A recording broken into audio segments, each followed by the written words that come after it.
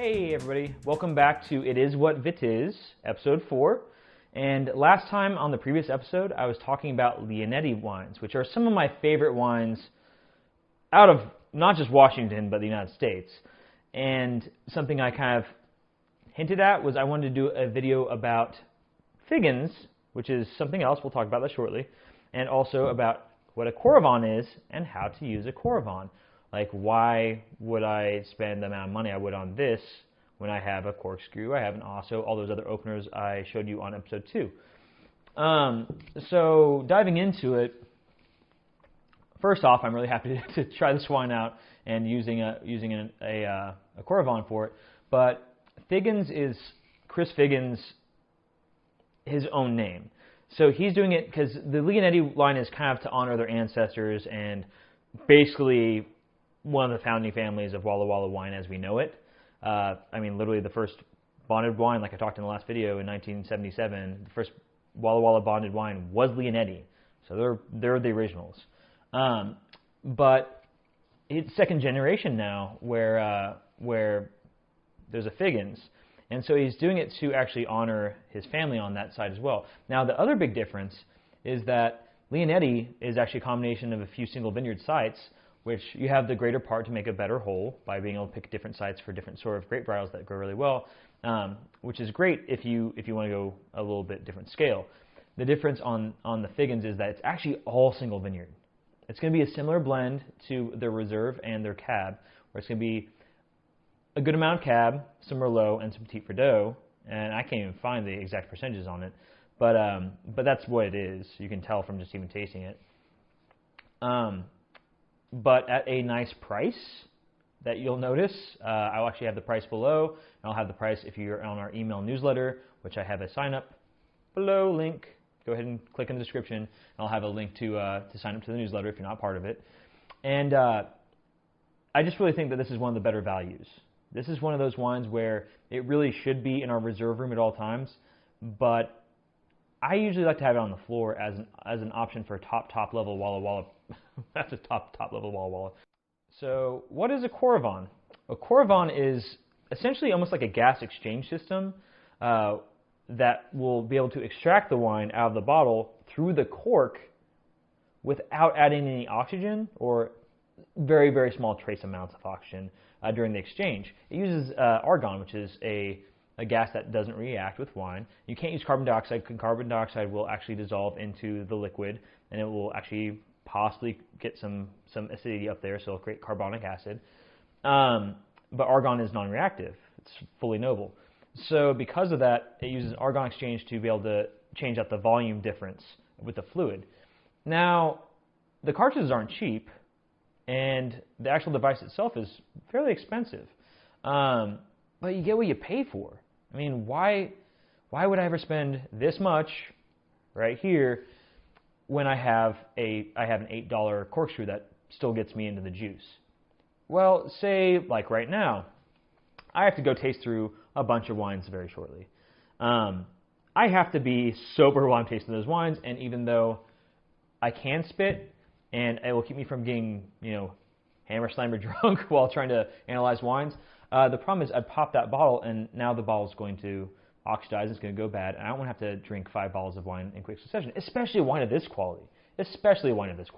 I want to be able to sip on this wine every once in a while at my leisure, and there's no way to do it currently. Even vacuum sealers, even the argon sprays that you spray inside, it works on a similar idea, but at some point you're getting a large exposure of oxygen, which is going to get in there and it's going to stay. So what they created was basically this device where it has this hypodermic needle that is originally designed to go through your chest plate and directly into your heart, for surgical usage, without causing a large amount of damage to tissue. That's what this needle was designed for. The actual guy who developed this worked in the medical field. So to show you how it works, basically what you do is obviously you lift it up like this because you're going to have to insert that needle.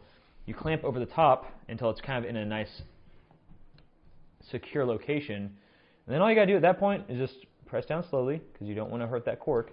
And if it's a nice moist cork that has been stored properly, you're not going to have any problem. You're not going to have any cracking. There's not going to be any issues. So now the needle is actually down here, And when the exchange happens, you'll see it's for just basically kind of one glass at a time. You just give it a nice tilt, and then press for about a second and a half to give yourself enough of a charge, maybe like less than a second even, and that'll be able to do a taste to see how the ball is going. And if you need more, then you can always like give it even maybe a little bit more of a charge, but that's all there is to it. And so you just pour it through, and what's happening is right now is it's replacing any fluid that's coming out with argon, that argon pressure, which is non-reactive, and you can get reusable, like you can actually capsule, so the actual, obviously, part of it just has this cartridge that's attached, and I'm just going to do this for tasting, so it is good. Once you tilt it back, it'll actually reseal. So, and just do to however much you want. Now, as you can tell, the best purpose for something like this is expensive bottles of wine that take a long time to age, where you can kind of get a glimpse. And what I would do is almost like a 3-bottle system if you're a collector, where you buy 3 bottles, and this is what I used to do, and this will make it a lot easier for me, is I'd buy 3 bottles of very, very nice wine when it's something I'm really, really interested in. Like I have 3 bottles of brand proprietary red, like right here that I need to put in better storage in a second. But I had 1 bottle to try out, like kind of a trial and error, and then after that I have a bottle where I'd be close to where I think it's peaking, and then I'd have the last bottle for when it's at its best possible version. This, I only need 2 bottles. That's awesome, because I can actually keep on going back and trying it out, and then when I want to open a full bottle with a bunch of friends and family, I know approximately when it's peaking. And it's a lot less expensive. Now, oh man. Now going into the actual wine itself, because I might as well talk about this awesome wine. The Figgins Red, oh man, to me comes off a little bit meatier, and also on top of that a little bit more masculine than the Leonettis. Where the Leonettis are bigger, rounder, and then they do have some acidity, a little bit almost European in style to a point.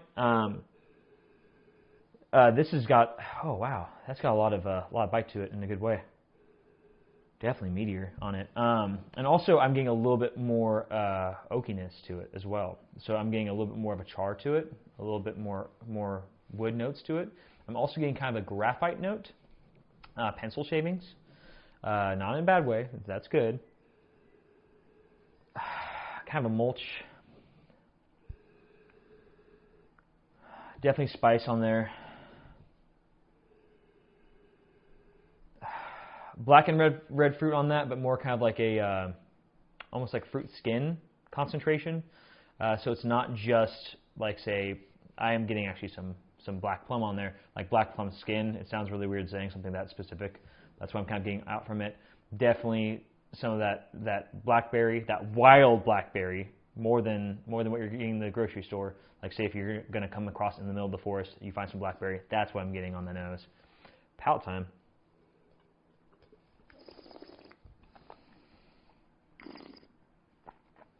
I'm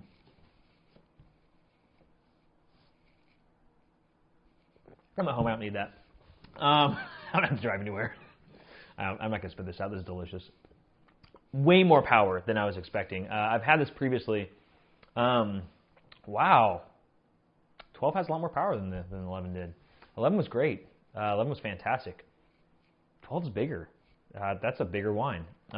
Way more spice and way more concentration on the palate than I would have imagined. This actually, I think this has more kick. I don't think it has quite the elegance of the Leonetti Cab, which is basically a blend, probably very similar. This has almost a little bit more masculinity to it, a little bit more backbone. Definitely more of like a spicy kick character to it. Has some warmth to it as well. That's got to be over 14. It feels like it for sure. Sorry, I'm wasting your time and mine, but I'm just interested now. That is awesome. I honestly had not had a chance to have this new vintage. That's amazing. It's got to be up there in 14.5. 14.6. I actually didn't know that going into it. Has a little bit more warmth. That's a value. That's a hell of a value. So that's. Sorry, I'm gonna start completely phasing out and like getting into this wine, kind of geeking out on it.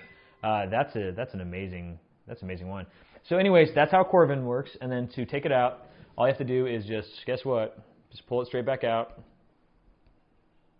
slowly but surely. You don't want to ruin this beautiful, beautiful needle where that's a lot of the price comes from, because it's essentially a medical grade needle. As you can see, there's just a little bit of juice from when it was getting pulled out, but the cork, since it has cellular walls, the cork will reseal. So it's got a perfect hermetic seal after that. Like if I was to wipe this off, turn it upside down, it's not going to do anything. I could hold it indefinitely upside down like this, no difference whatsoever. The one thing that you're going to want to do though, when you're working with the Coravin, it's not going to make a huge difference, but what you're going to want to do is, for sure, take the capsule off. So capsule, I mean the foil that goes over it. This needle, I guarantee, will punch through that no problem, but you want to make it last as long as possible. So you're going to want to take that foil off before. Just cut the foil off, toss it, you're good with it, then just go straight down in the cork, so you don't have any chance of doling that over time if you use it multiple times. You're going to want to make this last as long as possible. If you do need replacement parts, I think that you can actually go to their site and contact them, and they'll take care of you. If you do have a problem with that, let me know. I have some contacts with Coravin that I can help you out with.